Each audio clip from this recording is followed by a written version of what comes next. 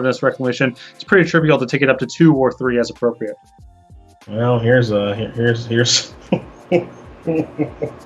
Yep. Oh no! I go to the dance with this. I know you. you could maybe talk me off of it. Still probably not, but you could maybe talk me out of it if that Castle Embereth was another mountain. But as constituted, nah. Yeah. You're gonna mulligan those hands. You gotta play a different deck because you get a lot of hands. Oh, rounding out. we got ourselves the bozo grade, folks. Spitter, Pin Street, Dodger, and Initiate into the red zone. Here we go.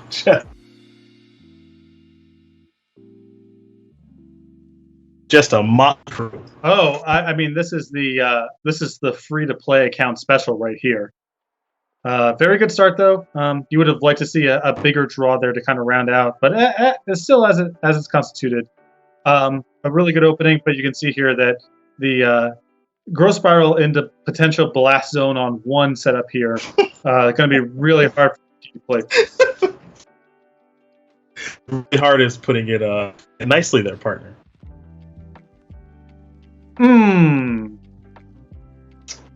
Yeah. Blast zone and shark tunnel. There's Robert. Oh, well, your hand's empty. Get a look at a card here. A little, perhaps. Consolation prize. Hey, I always keep it in positive. I mean, obviously you're going to keep that open, the mono red, but Blast making it look pretty foolish, as is Shark Typhoon here slightly.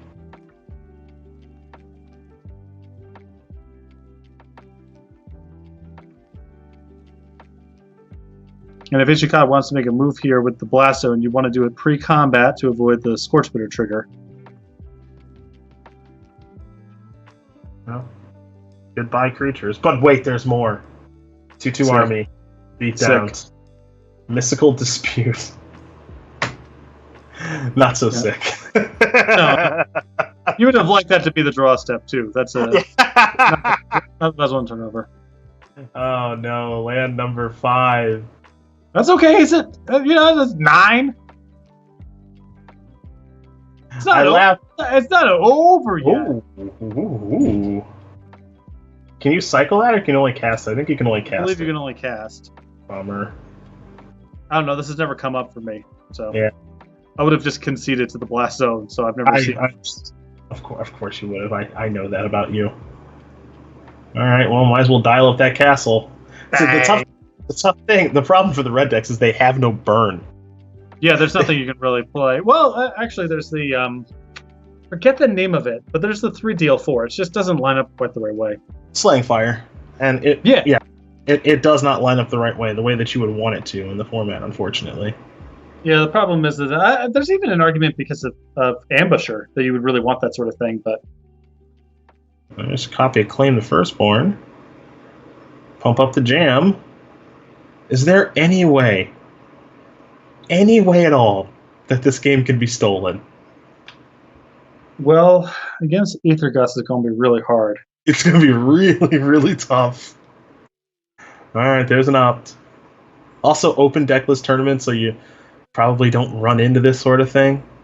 Right, I was going to say getting sloppy against an unexpected Claim the Firstborn is the way, but with open decklists, unlikely.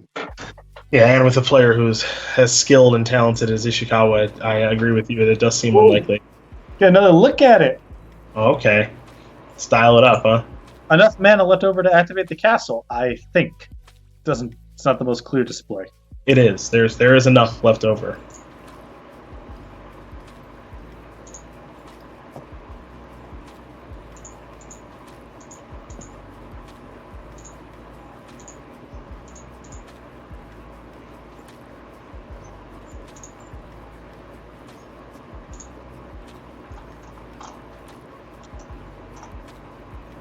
The tricky thing here is if you gust here, it means that your cover for Claim the Firstborn down the line goes down. So it's a little bit tricky how you actually want to handle this battlefield right now.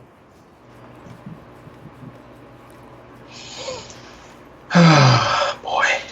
Tell you what, Castle Embereth working overtime this game. Would not have been Really? close otherwise. It's been really important. We're really, really trying.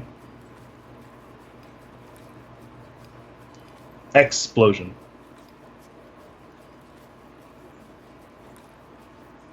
Gus dispute. Pump it up. Going to 1. All right. Explosion the draw.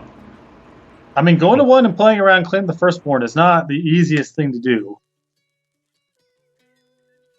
And so what's the best draw here? Just run her another claim or something like that?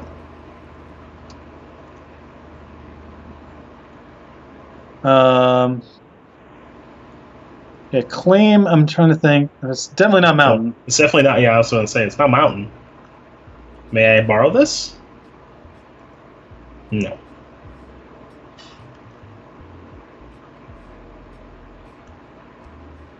Ugh. Yeah, it's one of those, like, it's probably your best draw, but it's not worth a whole lot face up. Yep. And you're also looking at an opponent now who has multiple copies of Ether Gust in hand, so I think this one's probably lights out Guerrilla Radio.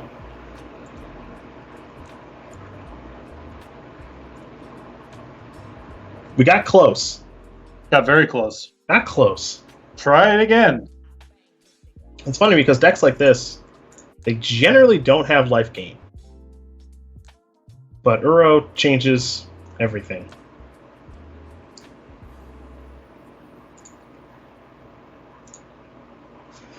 We shall commence the end game.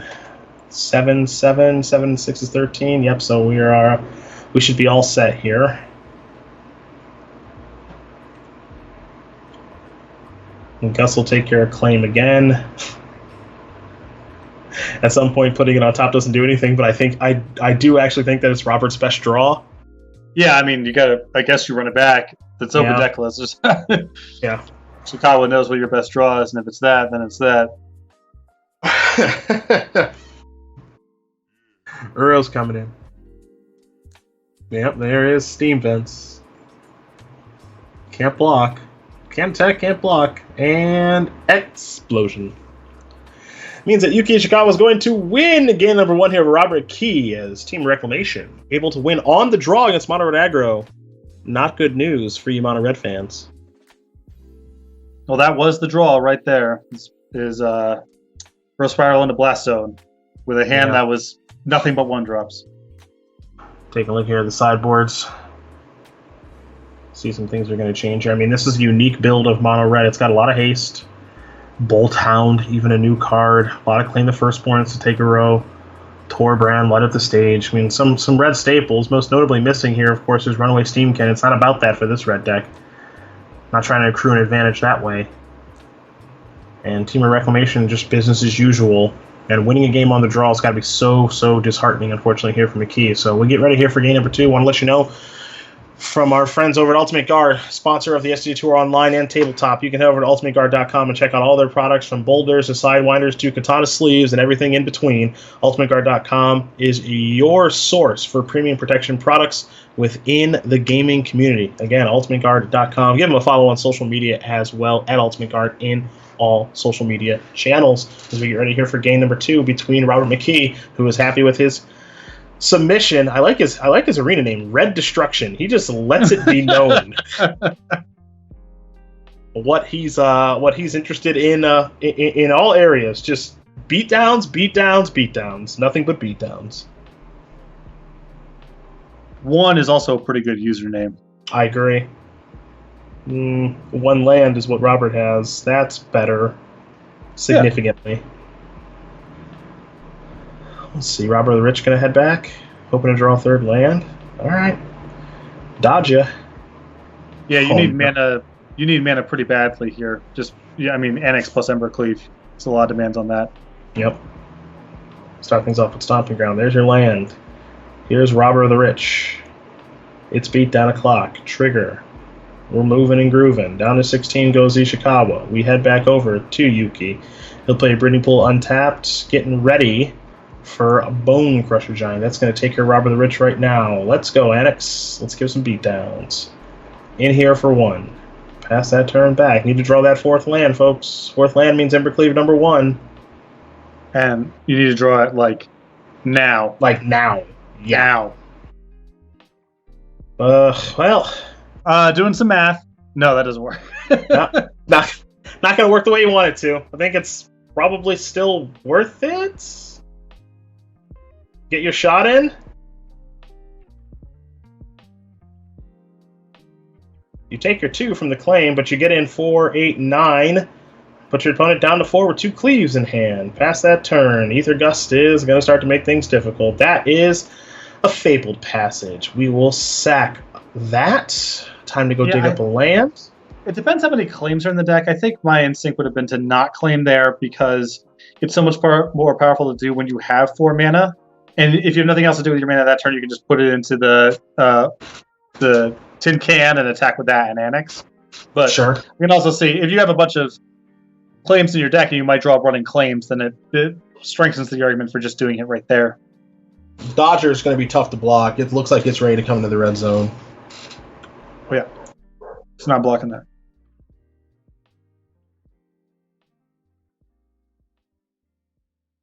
At least it got activated, I can tell you that much.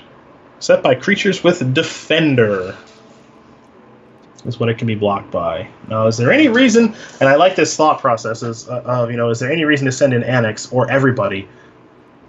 That's what I think Robert is thinking right now, because if the creatures die, right, like then you, in theory, you get your Satyrs. However, if a Gust targets Annex and then Fervent Champion goes into the Maw of Bonecrusher Giant, you're going to lose, but heck, are you winning anyway if there's a Gust?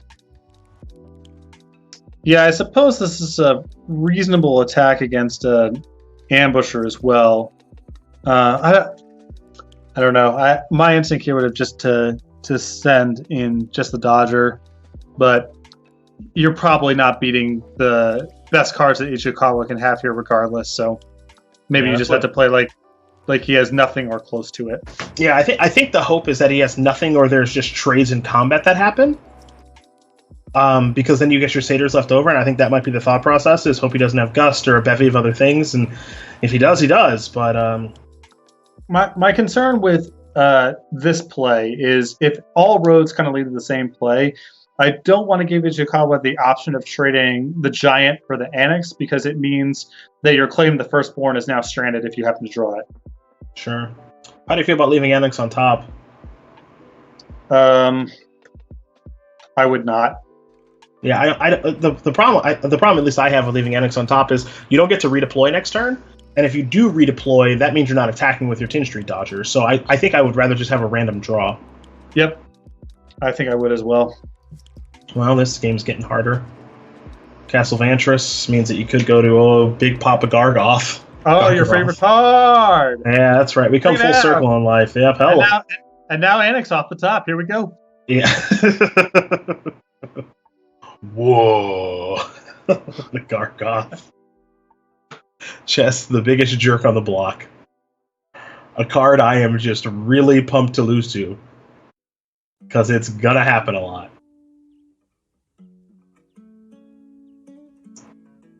Annex is your draw, and it doesn't matter too much. And with Elder Gargoth hanging out there, blocking the road, it's only going to be a matter of time here for Ichikawa. You know he's going to play pretty conservatively at times, just to make sure he doesn't get himself into any trouble. He's going to cycle that Shark Typhoon. He'll draw a card. It's Blast Zone. Now it's that Triome.